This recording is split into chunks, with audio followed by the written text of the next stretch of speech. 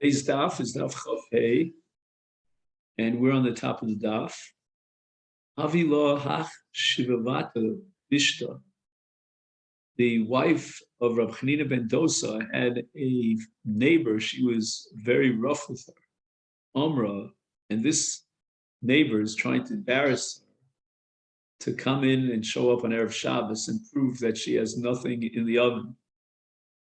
Michti Adana de Leslu Lomid. She certainly knew that there was nothing in the oven. My kulehai, then how would she explain the fact that there was a pillar of smoke that came out of the oven? What was inside the oven? Asla v'torfa bava. This neighbor comes knocking on the door. Ichsafa.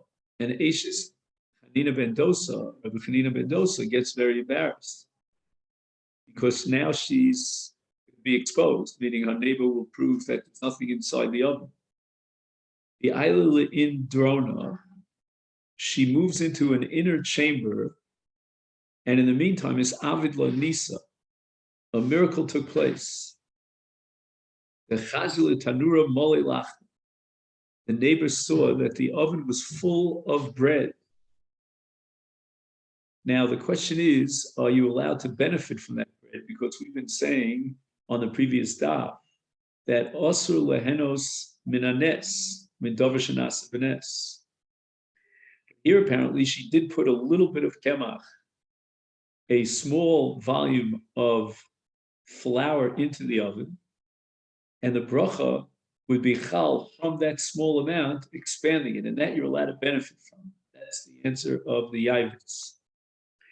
The agona mole lisha, and outside the oven, you could see a kara, a bowl that was full with a dough. Amrullah, so the neighbor said, planisa, planisa, so and so and so and so. I say masa, bring a spoon, this flat kind of spoon, which they use to take out the bread from the oven, because your bread is about to burn.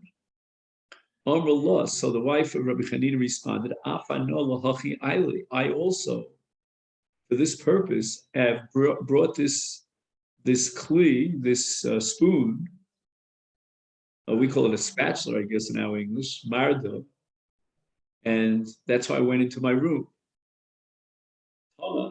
We learned in a brayso that even she, the wife of Rabbi Chanina, lahavi marda, nichnesa, she went in to find this marda, this spatula, in order to be road to the pasminatar, to take the bread out of the oven.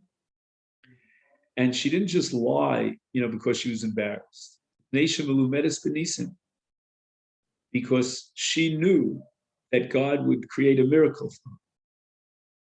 Amro le de Besu, the wife of Rabbi Chanina, at some point was broken with their poverty.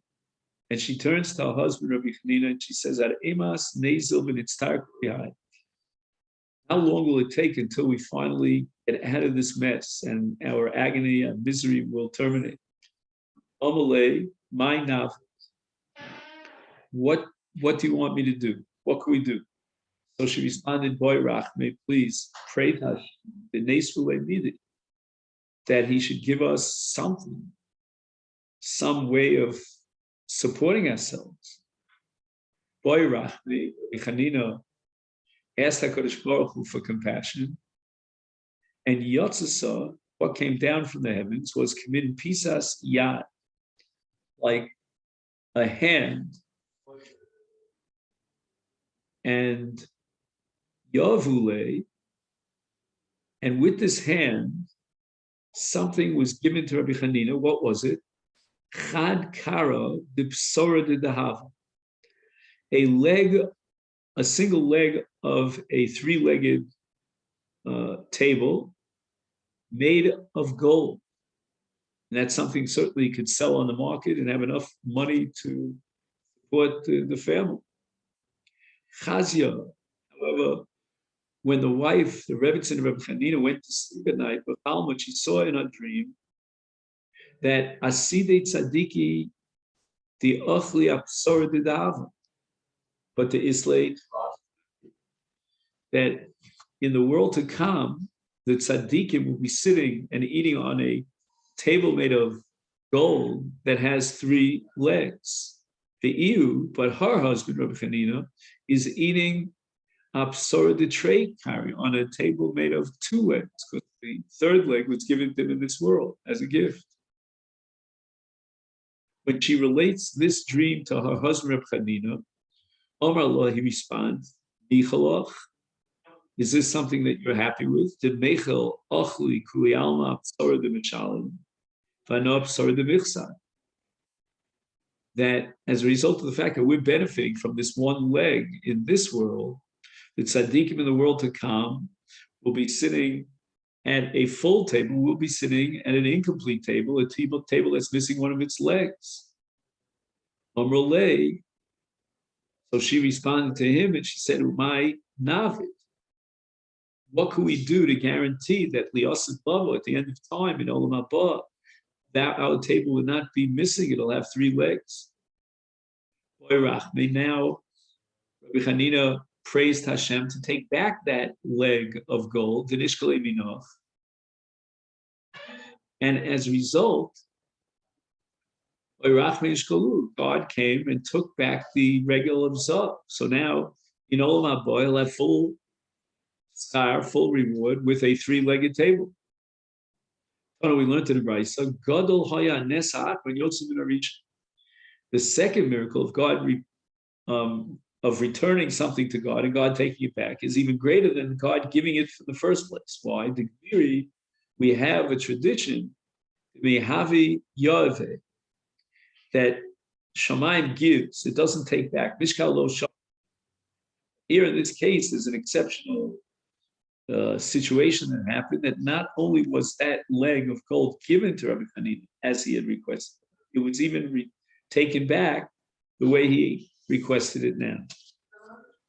Here's another story about Rabbi Hanina. Chad Beishimshe, on one particular Erev Shabbos, Kazie Liberate, he saw his daughter, that she was a little bit down. Amrullah, Biti, Lamaya Tzivitz, why are you in this bad mood? Amra Le, she responded to her father. She wanted to prepare a candle, L'chvod Shabbos, and apparently that candle was an oil candle because there's a Hidur mitzvah of lighting a candle with oil. But what happened was, Kli shel chometz is chalafli b'kli shel shemen. There was a mistake, and instead of using and taking that receptacle that had oil in it, she ended up taking a receptacle that had vinegar in it. Idlakti mimenu or l'Shabbos. And I lit that candle, that oil, which was not oil, but rather was vinegar. And now I know that this nair is not going to last very long. It's going to be extinguished because you can't light with vinegar. It's just not a flammable substance. So she was upset about the fact that she could not fulfill the mitzvah of Ner Shabbos. Omar Allah, says, Biti, father Rabbi Hanina says to his daughter, my ichmasla, don't worry about this. This should not upset you, because you will be able to fulfill your mitzvah of Ner Shabbos with a kli shel chometz, because Misha Omer L'Shem Sheyidlok, Almighty God who declared that the oil should burn, Hu Yomar, he will declare La chometz vid, that even vinegar could light. And Tana, we learned in the Brisa, got to that Ner, Beit of Chometz, Vayadolik Olech Kol Hayom Kulo, Ad Sheviu Mimenu Ur Lavdolam. that candle remained lit for the entire Shabbos. Into Motzei Shabbos, they were able to take from that candle and use it for Havdalah. Now, you could ask the question, if already a miracle is happening on behalf of Rabbi Hanina and his daughter, why couldn't the miracle be that instead of chometz, there would be shemen? And since there's an enhanced mitzvah of lighting with shemen, then the miracle could have been that it would be shemen instead of lighting chometz. I don't know which is a greater miracle, whether you transform vinegar into oil, and then the oil will burn naturally, or you have vinegar lighting for 24 hours. And I think the answer to this question is, which I believe I heard many moons ago, that HaKadosh Baruch Hu wanted to teach a lesson here, that we think that it's natural, it's the teva, that shemen is dolik. That's not really so. It's only natural because the HaKadosh Baruch Hu created the world in such a way that shemen would be dolik. If there's some other substance that would be dolik, then that would be equivalent to shemen, and it'd have the same status as shemen. The only reason shemen has a status, as far as halacha of hadlaka, is because it's dolik. But any other object which HaKadosh Baruch Hu would declare that this is dolik, what's the difference between chometz and shemen? There's absolutely no difference. It's all a question of which will be dolik, and that depends upon the Almighty and his decision. If he decides that chometz should be dolik, it has the same halachic status, significance, and worthiness as shemen. That's the lesson that's being taught here. We believe that shemen has some sort of natural tendency to burn, but really it's all because HaKadosh Baruch Hu determined that the shemen should be dolik. He could have easily have said chometz would be dolik, and then, as we said before, chometz would have the identical status as shemen. Chanina and Dosa Havile Hanach Easy, he had goats. There's a whole discussion here how he had goats. He was poor, and maybe it wasn't his goats, but anyway, he was in charge of these goats. And Amrule, and the neighbors came to complain. They beefed up some sort of complaint against him. Your goats are, trampling on my fields, and they're destroying the crops, and so forth and so on. And this was not true. This was a made-up story. Omar and Rabbi Hanina tells them the following: I'll tell you what, if what you tell us is true, and these goats are really causing damage to your fields, then nichlinu dube, then the wolves will come along, and a wolf is a much more powerful animal than a goat, and they'll eat up the goats. But elo, if the whole story is a bluff, it's all a libel, then kol chad v'chad, I can tell you what's going to happen. Each one of the goats is teisei liurta. When he comes back in the evening, he will bring with him duva bekarnayim.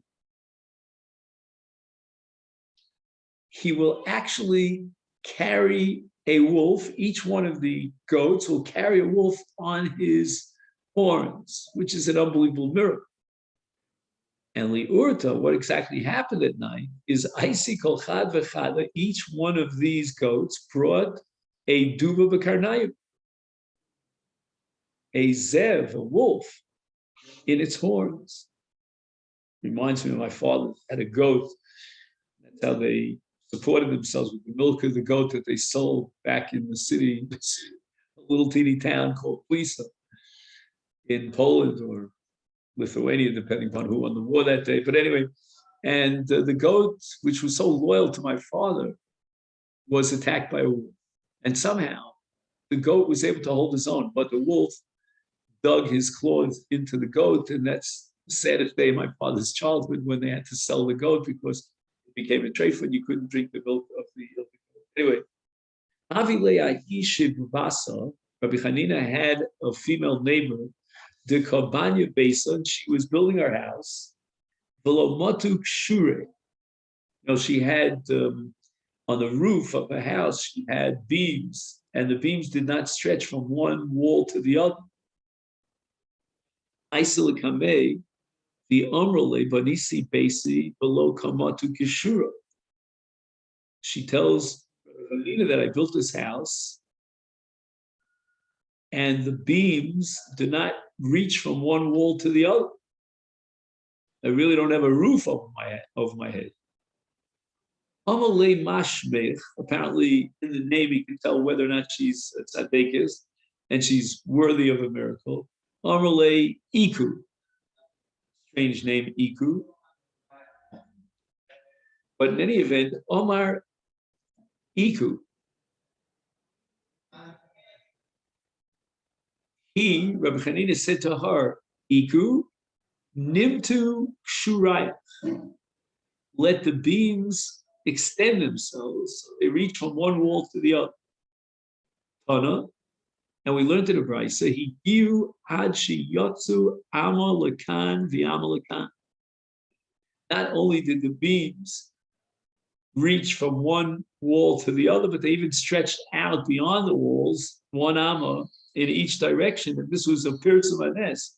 This was a publicity for this great miracle that took place. Shegam mishalo yodav lo shama minesek sheyira shebai said ishtana mivat macherim shakoros yotos bo mikan yishal love.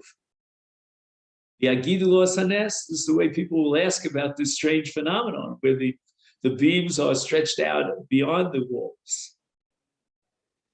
And again, the old question is, are you allowed to benefit from Ma'aseh Nisan?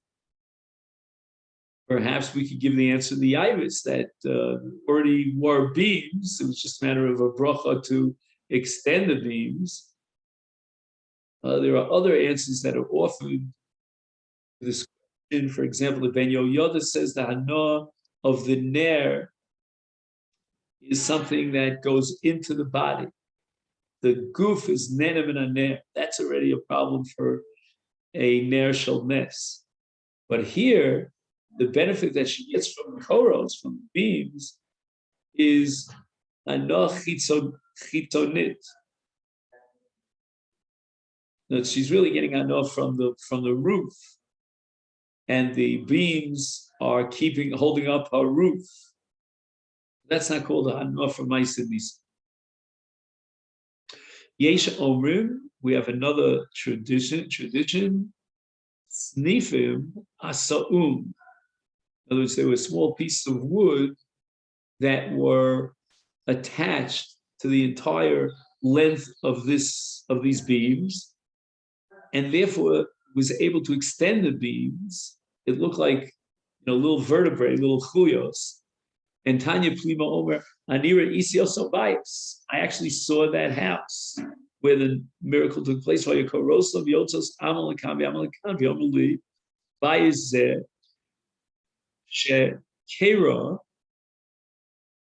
Kera is the verb of tikra. Tikra is the noun, the roof. If you create a roof, then that's called kera.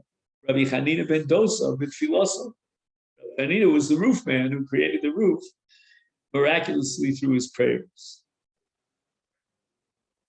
Gemara now asks a kasha on the Izim story that we indicated this question before. Rabbi Hanina ben Dosa he was so poor, he was so destitute. How could he possibly be in possession of goats?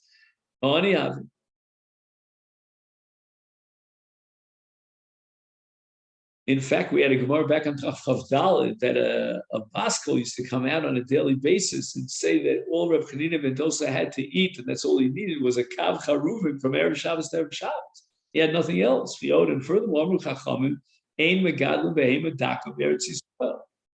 Because these smaller animals cause damage to these roim and the sados, therefore, and it's Gemara Bava Kama, therefore they made it a gzera that you're not allowed to raise these in Eretz Yisrael. And it's a violation of the mitzvah of Yishuv Eretz Yisrael, and Rav Hanina was living in Eretz Yisrael. Amar Rav Pinchas, these goats were not his goats, they belonged to someone else. Maisa, the Avar Adam Echad al Pesach Beiso, a person once crossed the area in front of Rav Hanina B'niach sham tarnagolim. And he forgot that he had left behind him some roosters. So the Rebbetzin found them. The Amr tells Rabbi Chanina, Al Tochli. I'm sorry, Rabbi Chanina tells her, Al Tochli mi beitzeya. Don't eat the eggs with the tarnagoles because it's a mitzvah. You found a lost object. Tarnagolim have to stay in your possession till somebody claims them and gives a simon to identify them. Hiru beitzim. Over the course of time, there were many eggs that this rooster or these roosters laid. And when they matured, then small little chicks appeared and they developed into tarnagolim, into roosters. He's got now a whole farm of roosters. By Mitzarnos, and it was very disturbing. They made a lot of noise. So machran, this is the law of a meshav abed. If you find a lost object, in certain cases you have to sell them. The kana b'dmeim izim, and he took the monies and he bought goats. So again, it's not his own goats; it's not money from his own pocket, his own bank account. This is the money from the tarnagolim that belonged to so and so, whoever that so and so is. He's an unidentified loser, the ma'abed. So they bought these izim. And the izim are more or less quiet animals. They weren't mitzayer him. They didn't create any disturbance, any misery. And he's guarding them as a shomer aveda. Pamachas over also adam she'ovdu many tarnagolim. And as the years rolled by, the original owner of the tarnagolim walked by the house. And he said to his friend, "Bekan here he nachti tarnagolim shli with." Way back when I put my tarnagolim here in this place, and now I don't know where they went. Reb Chanina heard about this, or he overheard the conversation. And he said to that person, Simon, do you have a simon to identify them as certainly they was? Hey, I certainly do. And Simon. And at this point, Rabbi Yotzer realizes that those tarnagolim that he had found were this fellow's tarnagolim. Then Rabbi Hanina tells the owner of the tarnagolim what happened, and that he sold it, and with the monies he purchased the goats, and he's watching the goats on his behalf. And Natal Esa Izim, and the Baal Aveda took the Izim. Easy the Aisu Dube V'Karnaim.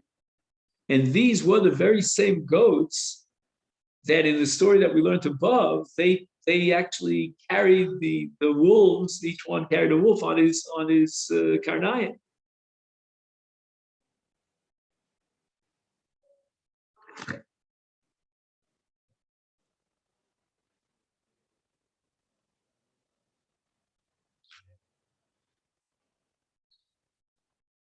Rabbi Elazar ben Pidas, the Chikale Milsa Tuf, he was very poor. Avad Milsa, he had Hakazas down, they took his blood, and that makes a person very weak. You have to eat something immediately after. So but he was so poor, he didn't have anything to eat. And nothing that would strengthen him in his weakness. Shekal Bara de Suma. All he could find was a tzela shum. We talk about garlic, the shadi fumi, he puts it in his mouth to give himself strength. And this raw garlic is very, very sharp. And he sort of fainted from the weakness of his heart. Also, Rabbanan L'Shulei Bey, Chachamim came to see how he's doing after the bloodletting, and they found him asleep. During his sleep, he was crying and he was laughing. And from his forehead, a spark of fire shot out. When he woke up. Omrule, so the Chacham turned to Rabbi Elazar ben Pidas, my time of kabachas v'chayas. Why were you both crying and laughing? Omar lahu, so he told the Chachamim, Davi Yosef Imi HaKadosh Baruch, God was, so to speak, figuratively sitting with me, the Amrili, and I said to God, I'd must say it's Alma. Until what point will I suffer in this world? Because I'm in such a destitute position. The Amar Li, and God responded, Elazar b'nei, my son, Nichole, the Afche li Olma Meresha. I'm going to give you an option, and you tell me whether it finds favor in your eyes. I can turn over your life and go back to square one, and you'll be reborn, and you'll start from zero again. The Efshar, and it's possible, I can't guarantee you, maybe you'll have good mazel in the new birth, and you'll be born at a time with that mazel, parnosa, sholet, you'll have plenty of mazonos. Amri Likameh, and I, meaning Rebbe Loza, said to the Ribbon Shalom, Kule Hai, are you going to do such a great action, something of such profound nature?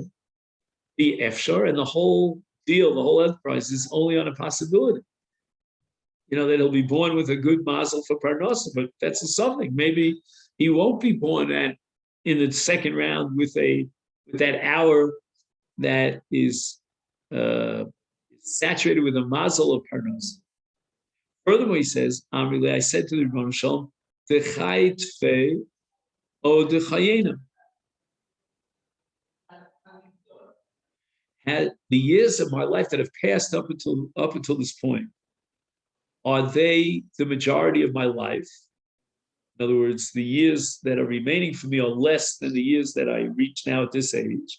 Or the chayne, maybe the years that I will live in the future are even greater than. He's trying to figure out whether or not it's worth it for him, because most of his life is still to be lived, and therefore it's so critical for him to try a new life.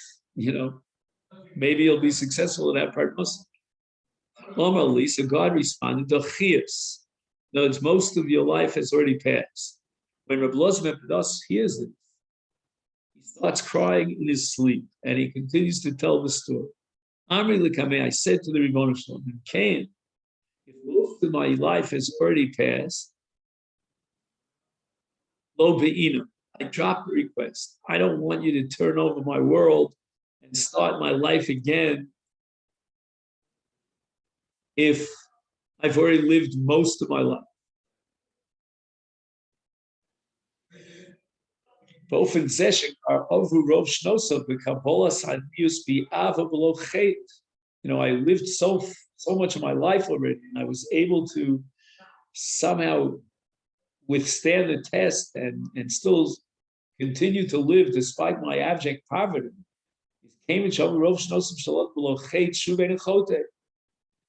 I'm already guaranteed that the remainder of my life, the balance of my life, I will live without any sin.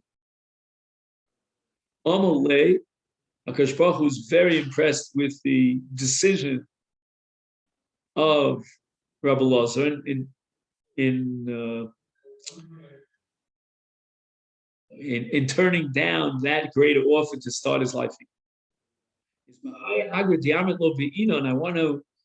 God says, I want to bestow upon you a reward for the fact that you said you don't want me to turn over your world.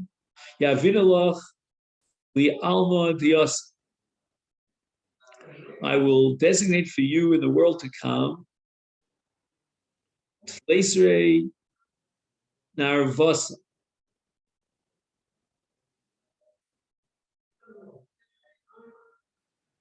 "13 Naharos, the Mishcha Afars on Dach, Shemen Afars Bols, it's very pure.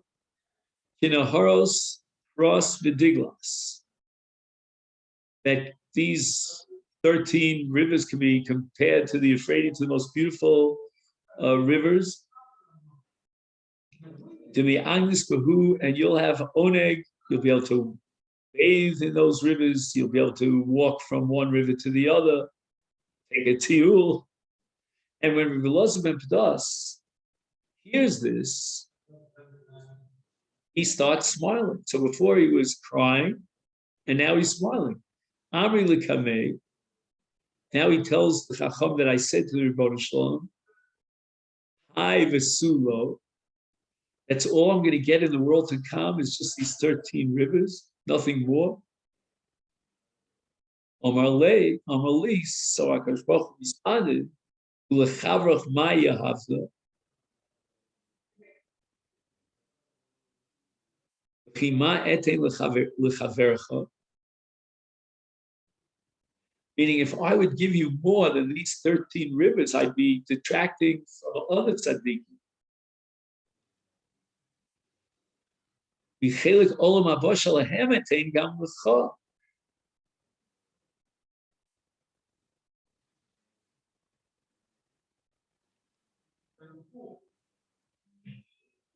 In other words, am I going to take away from their chelik in olam haba to give you a larger chelik?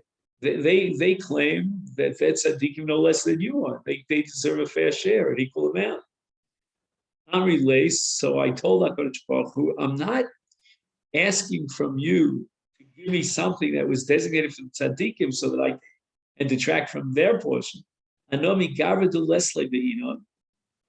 Give me the portion that was designated l'chatchila for a certain person, but this person unfortunately has no skuyot. He didn't merit that chelik that was originally designated for him. Give me that chelik from him in olam haba. Umachyon ba'askul tala afutai.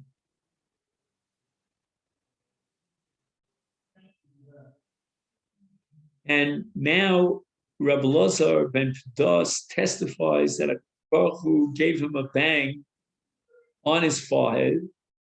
He took a finger and banged it on his forehead. And apparently that's when this spark came out of his forehead.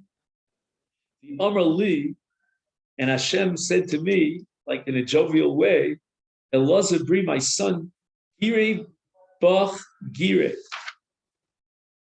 I have hit you with arrows, bechitzin.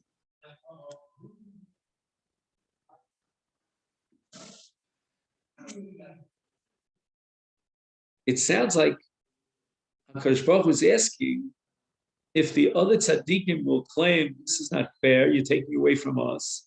What should I respond? And they got their share of schar in olam haba. But Rabbi Elazar understood that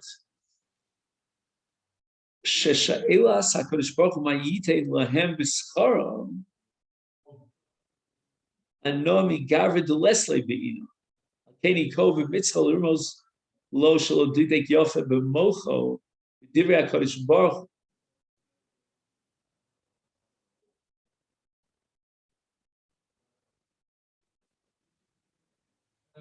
So HaKadosh Baruch Hu never said that he would take away the schar from them and give it to Rabbi Elazar ben Pedas. All he was saying is that they'll ask why they didn't get those options. And they weren't worthy for that schar. Levi Gozar Tanisa. Just 1 second. I'm sorry. Rabbi Chama Bar Chanina Gozar Tanisa. Below us a mitra. Didn't rain. Amrule. For Rabbi Yeshua ben Levi Gozar Tanisa v'yasam mitra. It seems that Rabbi Yeshua ben Levi was able to bring down the rains. You can't compare me to Rabbi Yeshua ben Levi. We're two different people, and he's greater than me. Imru lei denesa. You know what? If we're having trouble here, let's bring Rabbi Yeshua ben Levi here and nechavin daitin, and we'll have rains together. We'll figure out how we can create a tefillah that'll bring the rains, because he was successful there. And when we mix together our two forces, we'll come up with a plan and a tefillah that'll bring down the rains.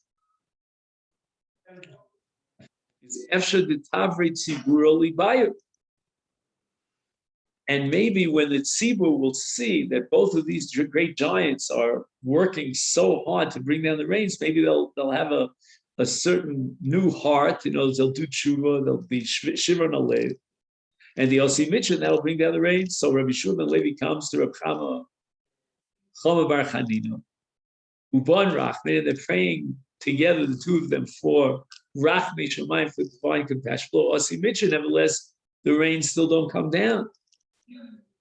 Omar Lahu, so Rabbi Chama turns to the tzibur. He says, Nichalachu sheyova matu b'shvilenu. Is it acceptable to you that the rain should come down just because of us, meaning me, the combined zchuyot of myself and Rabbi Yeshua ben Levi, without any zchus of the tzibur? Amrulei hein, that we're desperate for rain, and if the two of you great giants can bring down rain with your prayers, then that's all we need. And this is Bechinas Tzaddik Gozer HaKadosh Baruch Hu Mekayim, that the tzaddik, so to speak, has the ability to demand HaKadosh Baruch Hu, and in this case, demand that the rains come. Amrulei hein, Omar.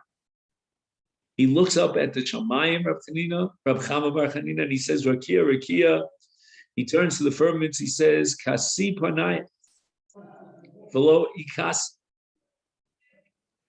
In other words, spread the clouds around the firmament so that the rains will come down, but it didn't happen.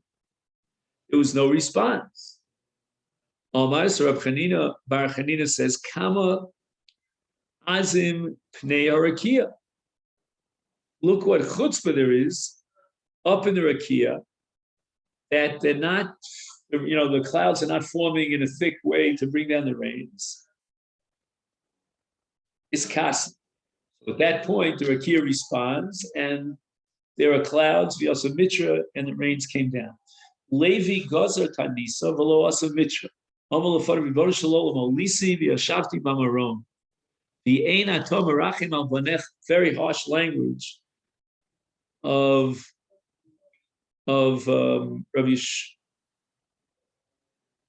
Levi, excuse me. And he's basically saying that God, you have climbed up to the higher spheres, and you're not down here to have compassion on your children. When he made that statement, also Mitra, the rain started coming down. Itla, but he was punished, Levi, for talking that way to God. He became a tzoleh, I think he was lame. And that's called Matiach Dvarim Klapi Mala. Omer Abba Lazar, from this story, we should derive the conclusion that Liolam Al Yatiach Adam Dvarim Klapi Mala. A person should not say something that almost Kaviyachal humiliates the Almighty. You went up to the higher thing and you're not Merachim, where are you? Adam Gadol, Hitiach Dvarim Klapi Mala Ve'itla. This great man, Levi, was Meitiach Dvarim, and now he became lame. Manu Levi. Levi was speaking a language that was inappropriate, a language of a claim, a demand, an argument, plaints, aromas. That's called Meitiach Dvarim Klapi Ma'il. That's unacceptable. The Gemara says, Vaha Garmale. Are you telling me, Vaha, that this story and the inappropriate formulation of prayer on the heart of Levi is what brought about his situation that he's lame? Levi achve kido kami the Rebbe. Levi showed in the presence of Rebbe a kido. Kido is when you prostrate yourself, hold yourself with your thumbs, and as a result, it's very, very difficult to stand up out of that position. And when he tried to do so, itla, somehow the weight of his back and his body on his legs caused him to be lame. And the Gemara answers, Hava Garmal. No, it's the chait that he was Meitiach Dvarim Klapi Ma'ila, and he said, he declared, Lisa, V'yashavta B'marom, etc., is that's what caused him to become a chiger, to become lame, when he prostrated himself.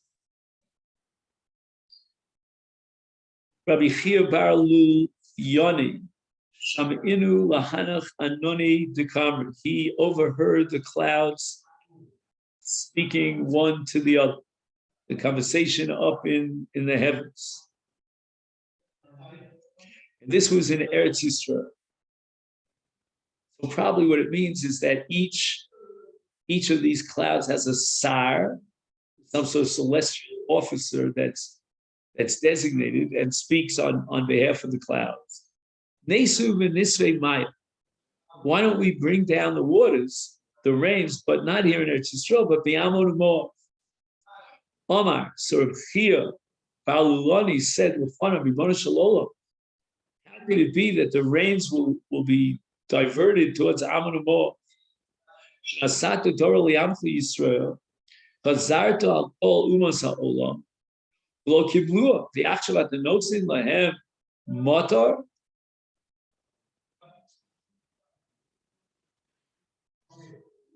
Let's compare Klal Yisrael to the umas ha'olam. When the Torah was given to Klal Yisrael, it was offered to all the nations of the world, and they rejected it. They refused to accept it.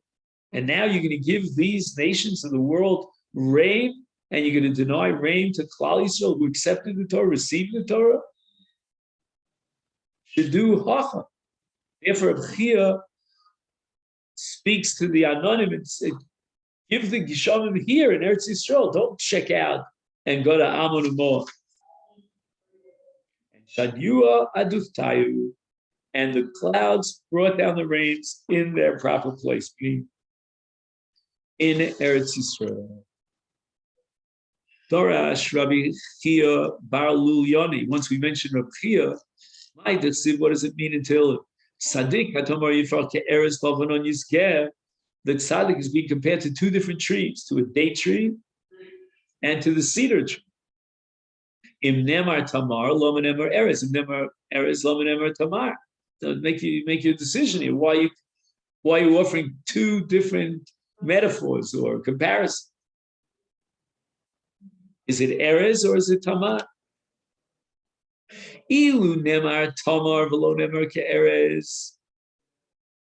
Says Rabbi Chia, had the Torah, had the pasuk only mentioned Tamar and omitted mention of Erez, Ha'isi Omer, I would come to the conclusion that Ma Tamar